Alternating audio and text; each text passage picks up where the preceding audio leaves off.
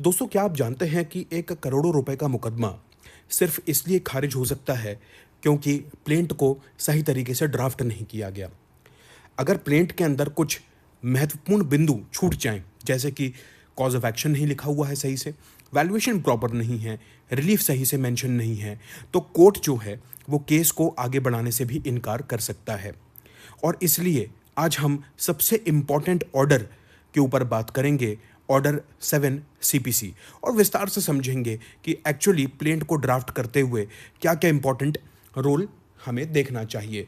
अगर आप एक लॉ स्टूडेंट हैं तो एग्ज़ाम के लिए ऑर्डर 7 बहुत इंपॉर्टेंट है ही, और अगर आप एक प्रैक्टिसिंग लॉयर हैं तो भी आप इस वीडियो से कुछ ना कुछ नया लेके जाएंगे। मैं आपको कुछ ऐसी चीज़ें बताऊंगा जो वास्तव में आपने बहुत बार सुनी व समझी तो होंगी, बट आपने एक्चुअली इसको प्रैक्टिस में कभी यूज़ नहीं किया होगा।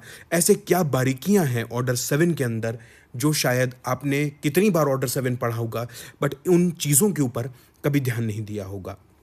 फॉर एग्ज़ाम्पल, मैं अगर आपसे एक सवाल पूछूं कि मैं एक स्टेटमेंट आपके सामने बोलता हूं कि आज मैं पढ़ाऊंगा आपको ऑर्डर 7 सीपीसी, ये मेरा एक स्टेटमेंट है कि मैं आज आपको पढ़ाऊंगा ऑर्डर 7 सीपीसी। अब मान लीजिए इस स्टेटमेंट को मैं अगर 100 बार रिपीट करूं, सिर्फ इस वीडियो के अंदर यही रिपीट करते जाऊं कि मैं आपको पढ़ाऊंगा ऑर्डर 7 सीपीसी, तो आप क्या करेंगे? आप डिसलाइक का बटन दबाएंगे, अगर आपने सब्सक्राइब किया होगा तो अनसब्सक्राइब करेंगे, और उसके बाद आप कभी इस चैनल पर कोई भी वीडियो नहीं देखेंगे, राइट? क्योंकि समय कीमत है। कुछ भी कोई भी व्यक्ति अगर वीडियो के अंदर बोल रहा है तो उसको पसंद नहीं किया जाएगा। बस यही चीज़ तो ध्यान रखनी है। प्लेंट के अंदर हम लोग क्या करते हैं, बहुत बार ये चीज़ होती है कि प्लेंट के अंदर जब हम प्लेंट ड्राफ्ट करते हैं और प्लेंट को केस के अंदर कोर्ट के अंदर पेश करते हैं तो हम एक ही फैक्ट्स को अलग अलग अलग अलग भाषा से बोलने का प्रयास करते हैं। जो चीज़ एक पैराग्राफ में ख़त्म हो सकती है उस चीज़ को हम इतना इलोंगेट कर देते हैं कि वही चीज़ बार बार बार बार रिपीट होना चालू हो जाती है, और जो फैक्ट्स 1 से 2 पन्ने के अंदर आ जाने चाहिए वो प्लेंट बन जाती है लगभग 5 से 6 पेजेस की, जबकि मेन फैक्ट्स जो हैं वो सिर्फ शायद 1 पेज या 1.5 पेज के अंदर जो है समाप्त हो जाने चाहिए। यही है ड्राफ्टिंग का एक अच्छा रूल कि आपको कॉज ऑफ एक्शन अगर मेंशन करना है, अगर आपको मेरी शुरुआत की क्लासेस याद हों तो मैंने कॉज ऑफ एक्शन आपको बताया है। कॉज ऑफ एक्शन एक सिंपल सी चीज़ मैंने आपको बताया, legal right and violation of that legal right, violation of legal right, दो इंपॉर्टेंट चीज़ें हैं। और अगर आपको थोड़ा मेरे क्लासेस का याद हो तो मैंने आपको ये बताया था कि आप जब भी प्लेंट ड्राफ्ट करेंगे, जब भी एक एडवोकेट प्लेंट ड्राफ्ट करता है तो उसके अंदर लीगल राइट को भी अच्छे से मेंशन करता है, और किस तरीके से डिफेंडेंट ने उसके लीगल राइट का वायलेशन किया ये भी अच्छे से मेंशन करता है। आपको स्पष्ट पैराग्राफ में लिखना पड़ेगा कि साहब मेरा ये लीगल राइट था और किस प्रकार डिफेंडेंट ने उस लीगल राइट का वायलेशन किया, ये चीज़ लिखनी है। अगर मैं आपसे पूछूं कि प्लेंट एक्चुअली है क्या, प्लेंट को आप डिफाइन करें कि what do you mean by plaint, तो प्लेंट जो है एक पर्टिकुलर केस लॉ के अंदर ये बोला गया था, बट वो किसी हाई कोर्ट का केस है इसलिए मैं आपको वो नहीं बता रहा हूँ। एक केस के अंदर बोला गया था कि प्लेंट सिर्फ एक वो डॉक्यूमेंट है जिसमें कॉज ऑफ एक्शन बताया जाता है, दैट्स इट। मैं फिर से रिपीट कर रहा हूँ अपनी लाइन कि प्लेंट वो एक डॉक्यूमेंट है जिसमें कॉज ऑफ एक्शन बताया जाता है, इसके अतिरिक्त प्लेंट नहीं है।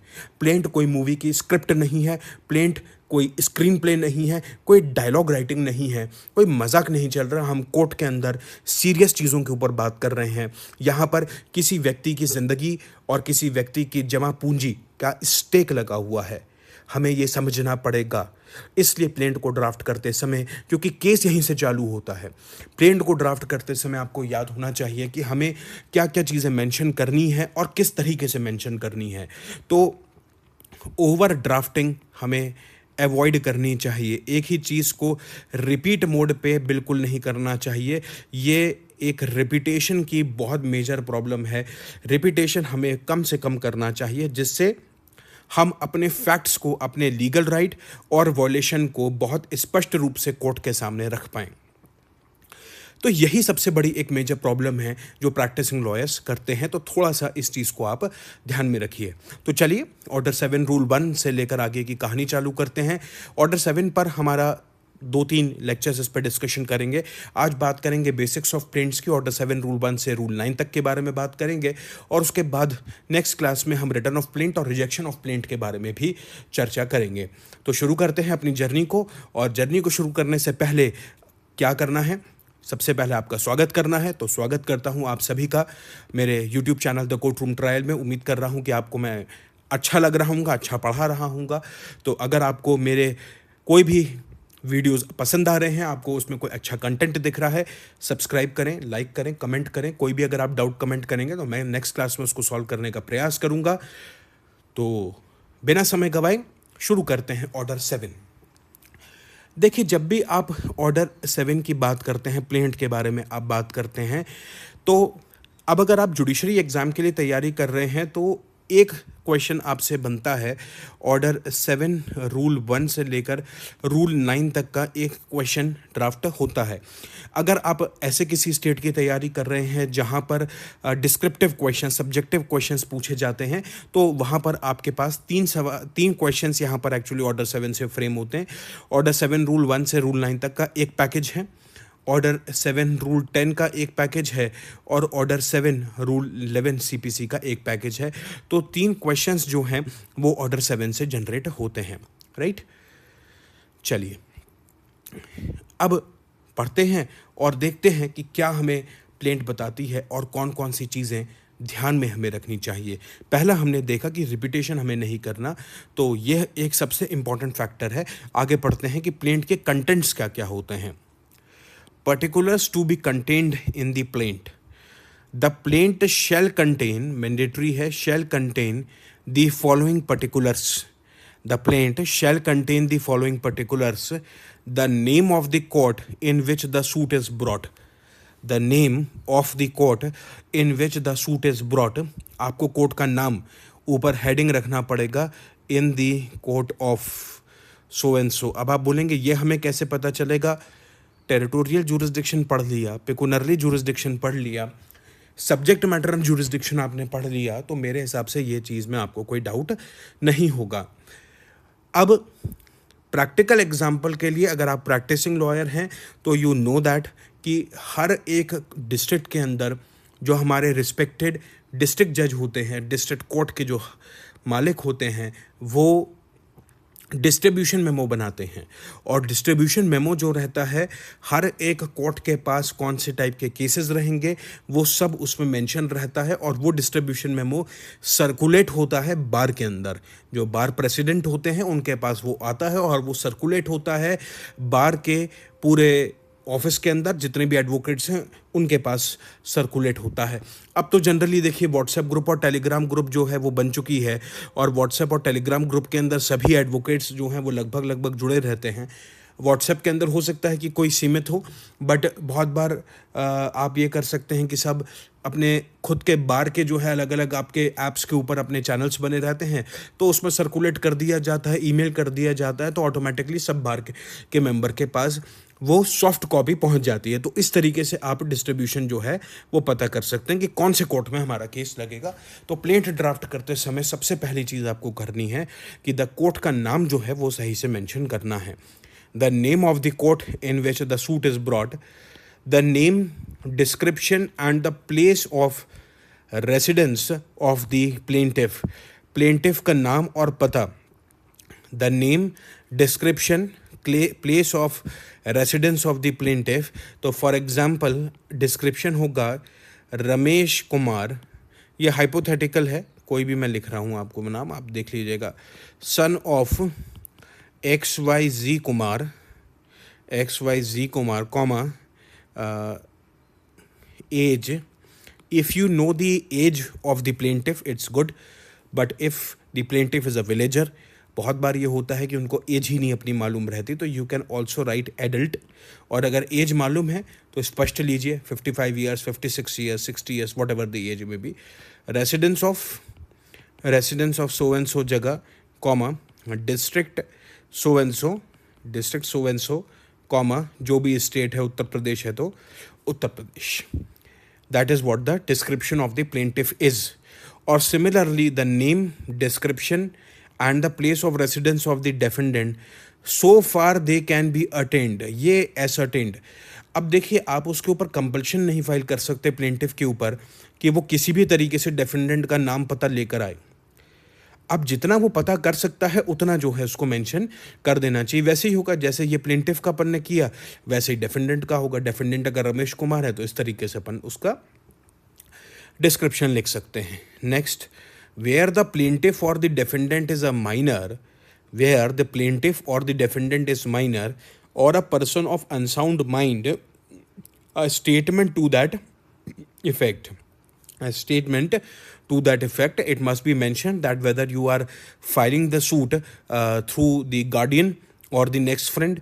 तो जैसे भी अगर आप सूट फाइल करें नेक्स्ट फ्रेंड के थ्रू अगर आप फाइल करते हैं suit, so you have to file that so and so Ramesh Kumar is a minor and through next friend you are filing through XYZ Kumar who is his next friend, right?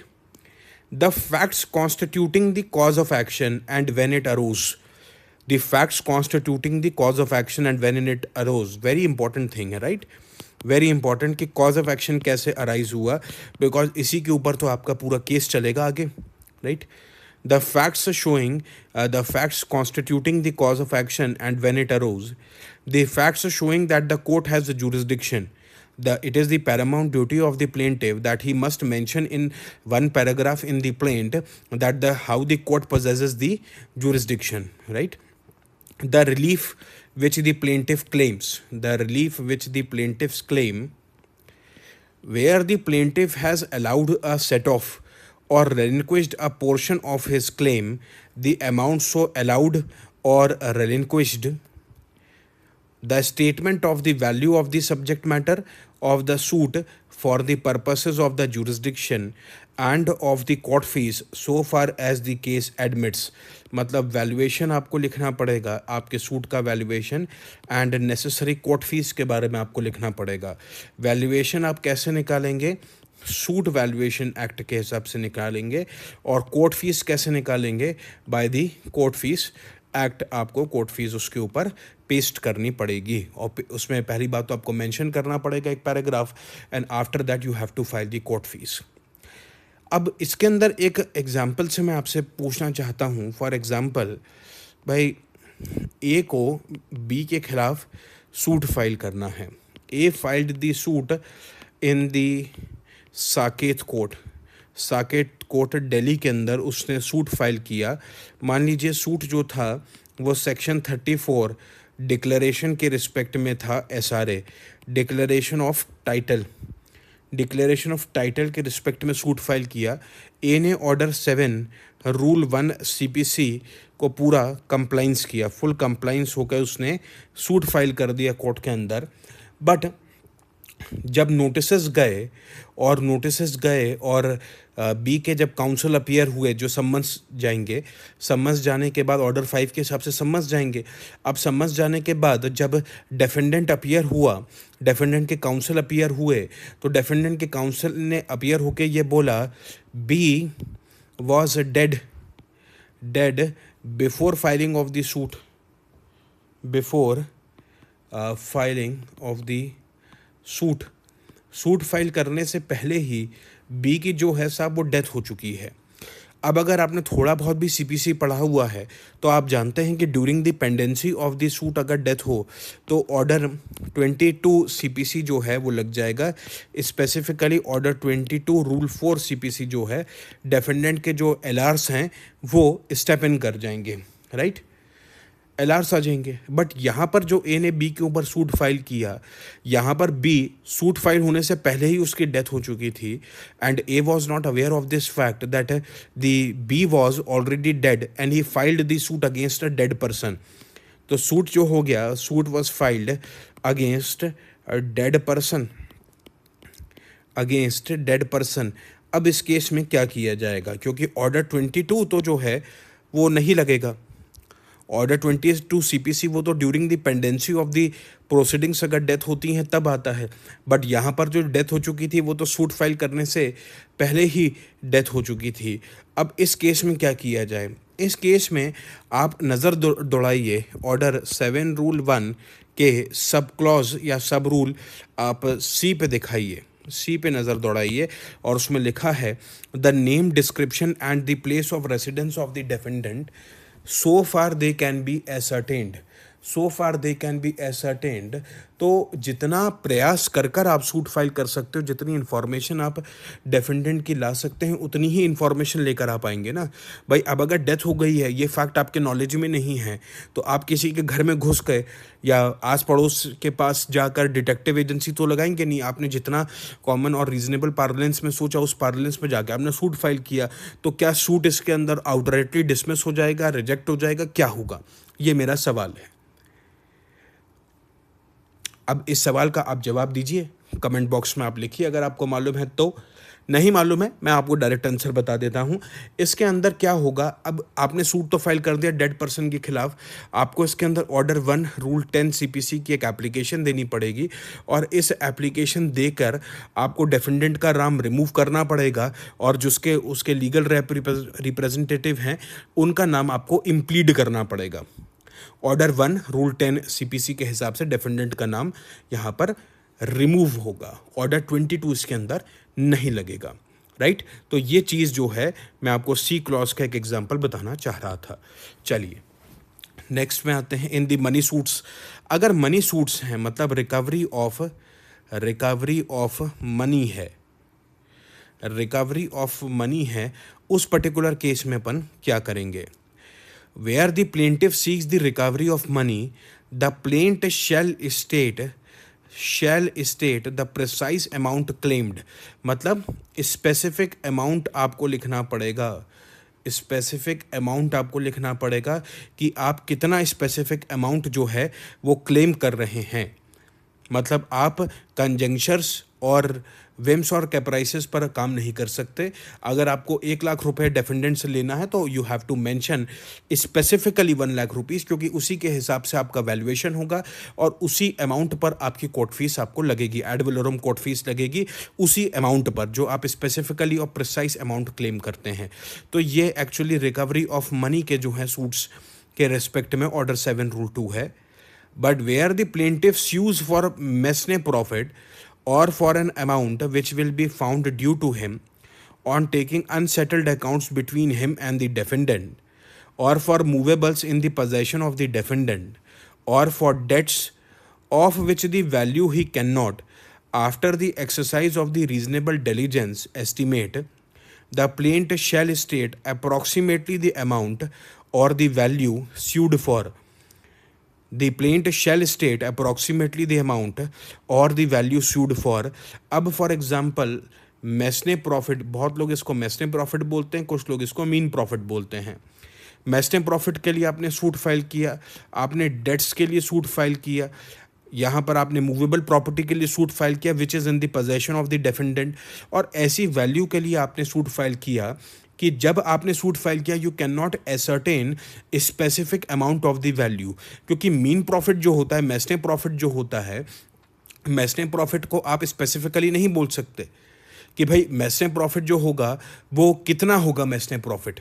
तो इसमें क्या रहेगा, आपको एक रीजनेबल और approximately value बतानी पड़ेगी, because ये एक स्पेसिफिक मनी क्लेम नहीं हो सकता। तो इसमें स्पेसिफिक जो मतलब जो अप्रॉक्सीमेट वैल्यू है वो अप्रॉक्सीमेट वैल्यू आप इसमें बता दें और उसके बाद जो है आप इसमें सूट फाइल कर सकते हैं अगर मनी सूट है तो। और अगर आप स्पेसिफिक अमाउंट नहीं बता सकते, डेट्स के केस में स्पेसिफिक अमाउंट नहीं बता सकते, मैसने प्रॉफिट के केस में अगर आप स्पेसिफिक अमाउंट नहीं बता सकते, तो जितना मैसने प्रॉफिट अक्रू हुआ है, अभी हम आगे डिस्कस करेंगे कि मैसने प्रॉफिट क्या होता है, जितना मैसने प्रॉफिट अक्रू हुआ है उतना मैसने प्रॉफिट आप अप्रॉक्सीमेटली बता दीजिए, उस पर अप्रॉक्सीमेटली वैल्यूएशन हो जाएगा, उस पर अप्रॉक्सीमेटली कोर्ट फीस लगेगी। अब मान लीजिए कि फर्दर फ्यूचर में जाकर जब कोर्ट डिक्री करता है अगर आपके फेवर में, और अगर कोर्ट को पहले ही डिक्री करने से लगता है कि पहले कि साहब इसके अंदर जो है इसके ज़्यादा मैसने प्रॉफिट बन रहे हैं और इसने इसकी कोर्ट फीस उतनी नहीं दी है, तो आपको एडिशनल फिर कोर्ट फीस देनी पड़ सकती है, राइट। चलिए next, order 7 rule 2A, where interest is sought in the suit. Interest, क्योंकि जब आप मनी क्लेम करेंगे तो उसके ऊपर इंटरेस्ट भी आप क्लेम करेंगे। So where the plaintiff seeks interest, the plaintiff shall contain the statement to that effect along with the details set out under sub rules 2 and 3. Under sub rule 2 and 3, ये sub rule 2 and sub rule 3, where the plaintiff seeks interest, interest मतलब money या money claim के ऊपर जब वो interest claim कर रहा है उसके ऊपर बात आ रही है, क्योंकि उसके ऊपर इंटरेस्ट भी लगेगा, ब्याज भी लगेगा. So the plaint shall contain a statement to that effect. मतलब apart from what is mention under order 7 rule 1, अगर आप मनी क्लेम कर रहे हो तो 7 लेके ऑर्डर 7 रूल 1 की कंटेंट्स तो पूरे फुलफिल होने ही चाहिए. फिर साथ में एडिशनल कंटेंट ऑर्डर 7 रूल 2, और अगर इंटरेस्ट क्लेम कर रहे हो तो ऑर्डर 7 रूल 2A ये भी फुलफिल आपको करने पड़ेंगे, तब माना जाएगा कि plaint is duly instituted. So where the plaintiff seeks interest, the plaint shall contain a statement to that effect, along with the details set out under sub rules 2 and 3. अब क्या क्या डिटेल हैं वो देखते हैं.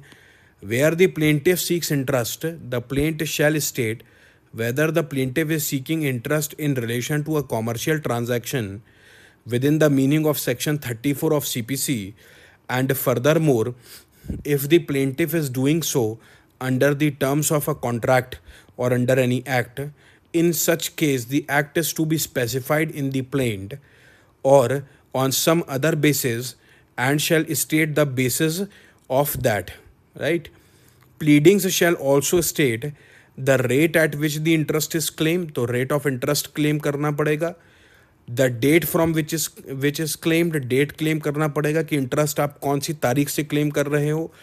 The date to which it is calculated, जो range होगा, मतलब 1/1/26 से फॉर एग्जांपल 1/12/26 तक कर रहे हो तो रेंज करना पड़ेगा. The total amount of interest claimed to the date of calculation, the total amount of interest claimed to the date of calculation and the daily rate at which the interest accrues after that date. मतलब जो range है इसके बाद जो है interest किस rate से लगेगा. मतलब अगर उसने 1/12/26 तक भी पैसा नहीं दिया तो इंटरेस्ट इसके बाद किस रेट से लगेगा, that you have to mention. इसके अंदर बहुत कुछ समझाने का नहीं है, क्योंकि ये सिंपल भाषा है. ये चीज़ें आपको जो है अपने प्लेंट में ड्राफ्ट करते समय डालनी पड़ेंगी. मतलब ये सब कंटेंट्स जो हैं वो फुलफ़िल होने चाहिए, क्योंकि अगर ये फुलफ़िल नहीं होते हैं तो अगर आपको याद होगा मैंने शुरुआत में बोला था आपको कि जैसे ही प्लेंट इंस्टीट्यूट होती है रीडर रिपोर्ट के लिए फ़ाइल लगती है. तो जो रीडर रिपोर्ट है, जो सिविल रीडर होंगे वो पहले ही प्लेंट को ऑब्जेक्शन में रेज कर देंगे कि साहब ये चीज़ की कमी है. फॉर एग्जांपल अगर डिफेंडेंट का डिस्क्रिप्शन प्रॉपर नहीं है, अगर प्लेंटिफ का डिस्क्रिप्शन प्रॉपर नहीं है, प्लेंट एलिजिबल नहीं है, पढ़ नहीं पा रहे, समझ ही नहीं आ रहा उसके अंदर क्या मेंशन्ड है, तो क्या रिलीफ है, क्या कॉज ऑफ एक्शन है, वैल्यूएशन ही नहीं किया. बहुत बार तो ऐसा होता है कि जो एडवोकेट्स होते हैं वो वैल्यूएशन ही नहीं करते. मतलब बहुत बार due to the lack of the knowledge the advocate doesn't know that the valuation is the must और the court fees is to be paid on that valuation. Both are the different acts. Court fees and the suit valuation act both are the different acts, and both acts on the different parameter. दोनों का एक दूसरे से कोई संबंध नहीं है. So we must possess that knowledge कि आपको अपना वैल्यूएशन करना पड़ेगा. अगर नहीं करेंगे ऑलरेडी जो रीडर रिपोर्ट है डिफेक्ट और डिफॉल्ट में आपकी प्लेंट चली जाएगी. चलिए नेक्स्ट आगे बढ़ते हैं. ये सबसे इम्पॉर्टेंट रूल है where the subject matter of the suit is immovable property, because 99 मतलब 99 तो मैं नहीं बोलूँगा, लगभग 70 to 80% जो disputes होते हैं वो property disputes होते हैं मैक्सिमम केसेस में. I am not talking about Delhi, Bombay or the metropolitan areas, because I had not seen specifically what type of the litigation is in the Delhi or the Bombay. But if you are from the metropolitan area and watching the video, so you may appreciate my fact that in the metropolitan area there are less amount of the property disputes, and there are the property disputes in the sense of the buildings or the plots and all these type of the property disputes, not the matlab I'm not talking about the agriculture land. I'm talking exactly about the agriculture land कि agriculture land के जो disputes होते हैं वो बहुत metropolitan area में नहीं आते. अब रहने के लिए जहाँ जगह ही नहीं है वहाँ पे agriculture land कहाँ से आ जाएगी. अब ये जो इमूवेबल प्रॉपर्टी है, अब आपका एक प्रश्न होगा कि that the rule 3 is talking about immovable property not the agriculture property. ये बात बिल्कुल सही है कि इमूवेबल प्रॉपर्टी में एग्रीकल्चर लैंड भी इंक्लूड होगी और आपके फ्लैट्स भी इंक्लूड होंगे, बिल्डिंग्स भी इंक्लूड होंगी, आपके हाउसेस भी, रेसिडेंशियल हाउसेस, सब कुछ इंक्लूड होगा। बट सबसे इंपॉर्टेंट मैं एग्रीकल्चर लैंड में इसलिए बोल रहा हूँ क्योंकि मैक्सिमम जो डिस्प्यूट्स होते हैं 70 to 80% in India is related with the disputes of the property and that two of agriculture land. तो वहाँ पर जो है डिस्क्रिप्शन लिखना बहुत ज़रूरी है। मैं आपसे एक प्रश्न पूछता हूँ, अगर किसी के घर में एक न्यू बॉर्न बेबी का जन्म हुआ है, बेबी ने जो है, एक बच्चे का जन्म हुआ है, तो जब किसी के घर में किसी बच्चे का जन्म होता है तो सबसे पहला काम क्या किया जाता है? अब तुम लोग ये मत बोलना यार उसको वो शहद वगैरह चटाते हैं, ये सब चीज़ नहीं बोल रहा मैं थोड़ा लॉजिकली बात करने का आपको बोल रहा हूँ। अगर किसी बच्चे का जन्म होता है तो सबसे पहले उसका नामकरण होता है, नामकरण संस्कार होता है, उसका नाम रखा जाता है। अब आज के वक्त में तो 1-1 साल तक बच्चे को पता नहीं कौन कौन से छोटे छोटे नाम से अपने बुलाने लग गए हैं और बहुत कुछ सोचते हैं बच्चे को नाम नोट करने से पहले, बट होता तो यही है, बच्चे का नाम रखना पड़ेगा। क्योंकि अगर आप नाम नहीं रखोगे, कभी आपने देखा कि किसी का आपने ऐसे किसी व्यक्ति का कि मतलब किसी व्यक्ति से आप मिले जिसका कभी कोई नाम ही ना हो, आप उसको बुलाओगे क्या? कुछ ना कुछ तो आपको बुलाना पड़ेगा, आइडेंटिटी, आपको उसको फोकस देना पड़ेगा, नहीं देना पड़ेगा? भाई आप उसको फोकस तब दोगे, आप उसको आइडेंटिफाई तब करोगे जब उसका नाम है। वैसे ही ज़मीन का केस है, बस ज़मीन का भी नामकरण होता है। कैसे नामकरण होता है? अगर ए ने ज़मीन अपनी बी को बेची, उसके बाद बी उसका ओनर बनेगा, बी उसका मालिक बनेगा, उसका सर्वे नंबर बनेगा, उसका खसरा नंबर बनेगा, खसरा नंबर उसका नाम है ज़मीन का। आइडेंटिफिकेशन जब तक हम प्रॉपर नहीं करेंगे प्लेंट के अंदर, जब तक हम प्लेंट में बताएंगे नहीं कि प्रॉपर ज़मीन कैसे है, भाई कोर्ट में बैठे हुए व्यक्तियों को क्या मतलब सपना आ रहा है? क्योंकि अब देखिए देखने तो कोई जाएगा नहीं कि एक्चुअली वो ज़मीन कहाँ है, किधर है, कैसी है। तो डिस्क्रिप्शन लिखना बहुत ज़्यादा ज़रूरी है। और अगर आप एक प्रैक्टिसिंग लॉयर हैं तो जितना अच्छे से आप डिस्क्राइब कर सकते हैं कि मतलब कोर्ट में बैठे हुए जो प्रिसाइडिंग ऑफिसर्स हैं, जो जज हैं, वो आपके प्लेंट पढ़कर विजुलाइज कर पाएँ कि एक्चुअली ज़मीन यहाँ पर होगी, इतना परफेक्ट आपका जो है डिस्क्रिप्शन होना ज़रूरी है। क्योंकि जितना अच्छा आप डिक्री मतलब जितना अच्छा आप अपने प्लेंट के अंदर इमूवेबल प्रॉपर्टी का डिस्क्रिप्शन लिखेंगे, उतनी आसानी से एग्जीक्यूशन ऑफ द प्रॉपर्टी हो जाएगा। क्योंकि जब जजमेंट होगा और डिक्री अगर आपके फेवर में होगी तो एग्जीक्यूशन भी होगा। एग्जीक्यूशन करवाने के लिए बहुत बार अगर डिस्क्रिप्शन प्रॉपर नहीं है, बहुत समस्याएं आती हैं एग्जीक्यूशन के लिए। इसलिए डिस्क्रिप्शन को बहुत अच्छे से लिखिए। पढ़ते हैं, where the subject matter of the suit is immovable property, the plaint shall contain a description of the property sufficient to identify it, and in case such property can be identified by the boundaries or the numbers in a record of the settlement or survey, the plaint shall specify such boundaries or numbers। ये ज़मीन है, east में किसकी ज़मीन है, waste में किसकी ज़मीन है, नॉर्थ में किसकी ज़मीन है, साउथ में किसकी ज़मीन है। बाउंड्री मार्क्स लिखना बहुत ज़्यादा ज़रूरी है। बाउंड्री मार्क्स लिखिए, सर्वे नंबर लिखिए। सर्वे नंबर उसको क्या बोलते हैं लोकल भाषा में?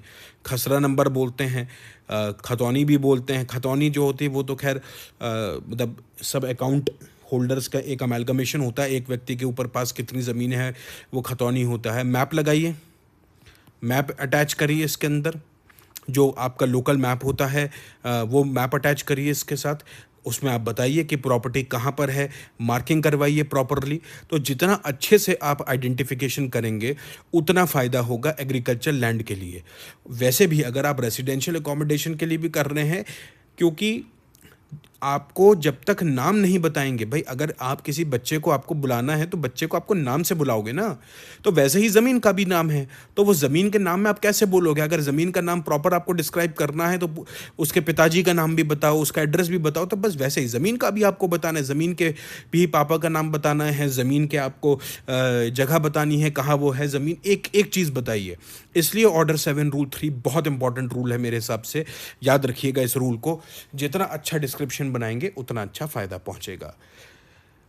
Order 7 rule 4, when the plaintiff sues as a representative, where the plaintiff sues in the representative character, order 1 rule 8 CPC अगर आपको याद आ जाए तो representative suits, where the plaintiff sues in a representative character, the plaintiff shall not only the plaintiff shall show not only that he has an actual existing right in the subject matter, but that he has taken the steps, if any, necessary to enable him to institute a suit concerning it. So, if a plaintiff is suing a suit in the representative character, so firstly he must mention that what is his actual interest in the particular suit, and also he must mention that he is filing the suit in the representative character. When we will study order 1 rule 8, we will again come with order 7 rule 4 CPC. पढ़ेंगे उसको एक बार और, representative suit के समय और पढ़ेंगे, right? Order 7 Rule 5, defendant's interest and the liability to be shown. The plaintiff shall show that the defendant is or claims to be interested in the subject matter, and that he is liable to be called upon to answer the plaintiff's demand. That means जो हमने बात करी थी violation of the legal right की, तो plaintiff को ये mention करना पड़ेगा अपने प्लेंट के अंदर कि दैट द डिफेंडेंट इज और claims to be interested in the suit and he is liable to be called upon because he has violated my right. Plaintiff को ये बताना पड़ेगा कि that he is violated my right, therefore the defendant needs to be called in the suit. Defendant को बुलाना पड़ेगा तभी summons जारी होंगे, मतलब आपको प्लेंट में ये लिखना है. तो ऑर्डर 7 रूल 1 CPC जो है वो सिर्फ एक रूल नहीं है, आपको जो दूसरे आगे के सक्सीडिंग रूल्स हैं उनको फॉलो करना पड़ेगा और उसके बाद उन सभी के सेटिस्फैक्शन से एक वेल ड्राफ्टेड प्लेंट बनेगी. Grounds for exemption from the limitation law, if there is some exception और एक्सक्लूजन. अगर आपने लिमिटेशन एक्ट पढ़ा होगा तो सेक्शन 4 till 24, जो 4 till सेक्शन 4 till 11 जो है वो एक्सेप्शंस हैं और 12 till 24 जो है वो एक्सक्लूजन्स हैं. तो if you are filing the suit where the period of limitation is already over and you are claiming some exception और exclusion of the limitation act, so you must mention as per order 7 rule 6 that आप क्यों exemption claim कर रहे हो limitation की. Where the suit is instituted after the expiration of the period prescribed by the law of limitation, मतलब limitation period already over हो चुका है and after period of limitation is over you are filing the suit. So where the suit is instituted after the expiration of the period prescribed by the law of limitation, the plaintiff shall show the grounds upon which exemption from such law is claimed. The plaintiff shall show the grounds upon which the exemption from such a law is claimed. मतलब you must mention those particular grounds that on which you are actually seeking exemption from the limitation. Right तो order 7 rule 6 एक important law बन जाता है, एक important rule बन जाता है उस पर्टिकुलर केस में जहाँ पर you are claiming exemption from the limitation act. और अगर आप नहीं कर रहे एग्जेम्पशन तो कोई दिक्कत की बात नहीं, तो ये रूल जो है वो आपके लिए वैलिड नहीं है. But if you are seeking some exemption of the limitation law, so you must specifically by a paragraph you must mention this thing in your plaint that why you are seeking and on which particular ground. You must specifically mention. आप suppose मान लीजिए section 14 का आप इसमें plea लेते हैं that you had filed the suit in a wrong court and you are taking the exemption of section 14, so you must mention the paragraph as per order 7 rule 6. Provided that the court may permit the plaintiff to claim exemption from the law of limitation on any grounds not set out in the plaint, if such ground is not inconsistent with the grounds set out in the plaint. Court may permit the plaintiff to claim exemption from the law of limitation on any grounds not set out in the plaint if such grounds is not inconsistent with the grounds set out in the plaint. Okay. चलिए, order 7 rule 7, relief to be specifically claimed. आपको relief specifically mention करना पड़ेगा, relief to be claimed. अगर आप relief ही claim नहीं करोगे, पूरा जो मुद्दा है वो क्या है, पूरा जो जिस चीज़ के लिए आप सूट लेकर आए हो वो ये है कि आप रिलीफ क्लेम करना चाहते हो, और अगर आपने रिलीफ ही क्लेम नहीं किया, आपने रिलीफ ही स्पेसिफिकली मेंशन नहीं किया, तो मतलब क्या रहेगा। तो ऑर्डर 7 रूल 7 एक बहुत इंपॉर्टेंट रूल बन जाता है जिसमें आपको रिलीफ को स्पेसिफिकली लिखना पड़ेगा प्लेंट के अंदर। Every plaint shall state specifically the relief which the plaintiff claims, either simply or in alternative, and it shall not be necessary to ask for a general or other relief, which may always be given as the court may think just, to the same extent as if it had been asked for, and the same rule shall apply to any relief claimed by the defendant in his written statement. In his written statement, तो जो plaintiff है उनको specifically लिखना चाहिए कि साहब किस particular exact relief को वो क्लेम करना चाह रहे हैं, क्योंकि जनरल रिलीफ जो है वो तो कोर्ट खुद ही अपने हिसाब से दे देगा, बट अगर स्पेसिफिक रिलीफ आप क्लेम करना चाहते हैं सो that must be specifically mention under order 7 rule 7। Relief founded on separate grounds, where the plaintiff seeks relief in respect of several distinct claims or causes of action founded upon separate and distinct grounds, they shall be stated as far as may be separately and distinctly. As far as they may be separately and distinctly. अब ये हो सकता है कि joinder of causes of action हो, थोड़ा सा इस चीज़ में आप पेशेंस रखिएगा। When we will discuss about order 2 then we will discuss joinder of causes of action, और फिर वापस एक बार अपन ये रूल भी पढ़ लेंगे। जब joinder of causes of actions पर आपके डिफरेंट कॉजेज ऑफ एक्शंस हैं जिनका आपने जॉइंडर किया हुआ है प्लेंट के अंदर, और उसके हिसाब से आप डिफरेंट रिलीफ चाह रहे हैं, तो हर एक रिलीफ को कॉन्सिक्वेंट पैराग्राफ के अंदर डिस्टिंक्टली स्टेट करिए, जिससे स्पष्ट पता चल जाए कि आप हो सकता है 2, 3, 4 रिलीफ क्लेम कर रहे हों, तो डिस्टिंक्टली जो है मेंशन करिए। Since the causes of action are distinct, मतलब there is a joinder of causes of action and distinct causes of actions had been joined, so that must be specifically, the different reliefs must be specifically claimed in the plaint, right. Now order 7 rule 9 CPC, where the court orders the summons, procedure on admitting plaint, when the plaint is being admitted, what recourse is being taken, उस पर discuss करते हैं। where the court orders the summons to be served on the defendant in the manner provided in order 9 rule 5, it will direct the plaintiff to present as many copies of the plaint on the plain paper as there are defendants within 7 days from the date of such order, along with the requisite fees for service of summons on the defendants। तो order 7 rule 9 एक important rule बन जाता है, और अगर आपने order 7 rule 9 का compliance नहीं किया तो प्लेंट रिजेक्ट भी हो सकती है। पहली बात तो आपको क्या है, as many copies as the defendant, अगर 10 डिफेंडेंट हैं तो 10 कॉपीज़ आपको प्लेंट की देनी पड़ेंगी, तो as many copies as defendant are, और दूसरा जो है आपको रिक्विजिट फीस देनी पड़ेगी for the service of summons. Summons जो है फ्री में सर्व नहीं होते, प्रोसेस फीस लगती है, इसको बोलते हैं प्रोसेस फीस। आपको प्रोसेस फीस देनी पड़ेगी, नॉमिनल होती है बट प्रोसेस फीस देनी पड़ेगी, और इतनी कॉपीज़ देनी पड़ेंगी जितने डिफेंडेंट हैं। बट प्रैक्टिकलिटी में क्या होता है कि अब मान लीजिए एक ही परिवार के अगर 5 डिफेंडेंट हैं तो वकील साहब जो रहते हैं, एडवोकेट रहते हैं, वो एक कॉपी दे देते हैं।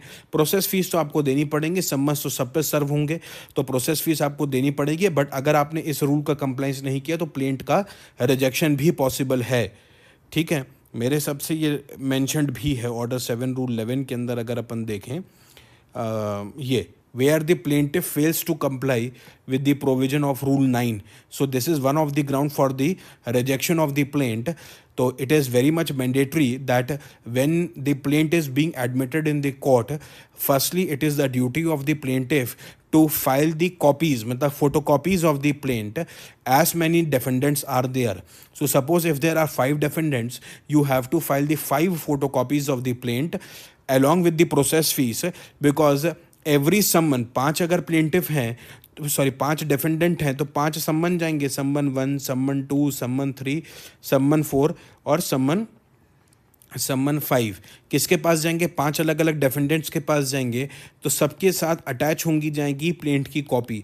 इसलिए बोला जा रहा है कि जितने डिफेंडेंट्स हैं उतनी प्लेंट की कॉपीज अटैच करिए, जैसे सब डिफेंडेंट्स को ये तो पता चल जाए कि एक्चुअली उनके खिलाफ सूट फाइल हुआ है और किस चीज़ का सूट फाइल हुआ है, जिससे वो अपना रिटर्न स्टेटमेंट बनाना तैयार कर दें। ये एक्चुअली रिटर्न स्टेटमेंट के लिए जो है वो एक इम्पॉर्टेंट रूल बन जाता है, बिकॉज अगर मुझे पता ही नहीं चलेगा कि मेरे खिलाफ सूट फाइल हो गया, या अगर मुझे सिर्फ ये पता चल जाएगा कि मेरे खिलाफ सूट फाइल है बट मुझे यही नहीं मालूम कि किस चीज़ के लिए सूट फाइल है, क्यों सूट फाइल किया गया, तो मैं करूँगा क्या उसका?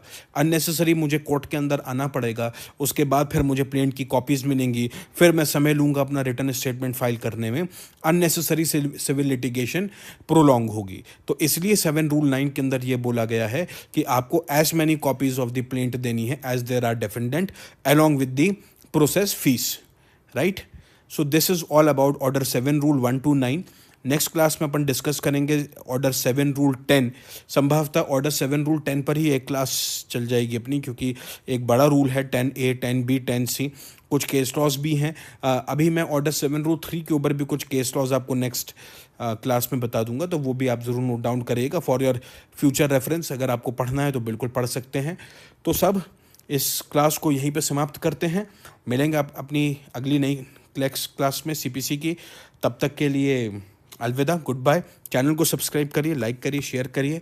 मिलते हैं अगली CPC और नए किसी वीडियो में, तब तक के लिए गुड बाय।